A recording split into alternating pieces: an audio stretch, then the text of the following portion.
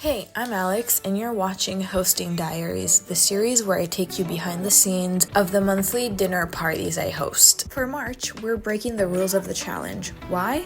Well, because it's my challenge and I can do what I want, but especially because I wanted to put together two of my favorite things, baking and Formula One. So instead of dinner, I decided I was gonna host a home cafe on the weekend of the Australian Grand Prix. And because I've never been chill in my life, I created a logo, menus, poster, and even mascot. Mixing classic cafe items with motorsports imagery. If you want to see more about how I came up with the designs, let me know and I can make a whole separate video about it. Anyways, you're currently watching me assemble a carrot cake sponge filled with orange curd and chocolate mascarpone whipped cream, courtesy of Red Currant Bakery. Unfortunately, as good as the mascarpone was, I was really struggling with the design of this cake, and the color scheme simply didn't help. Eventually managed to make it look somewhat pleasing, but you will have to wait next episode to see the final result. Well, I finally got to shaping and filling my cinnamon rolls before leaving them to proof for the rest of the day. Cue training break.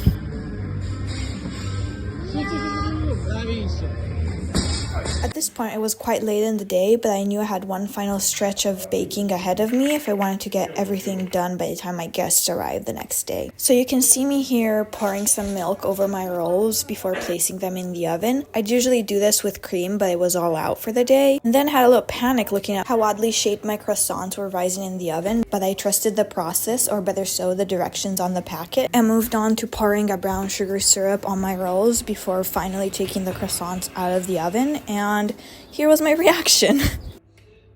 At this point, I was all done for the night, but as you can tell from this video, I still had an early morning and much to do waiting for me the next day. So stay tuned for the second and final episode of March to see how it all came together.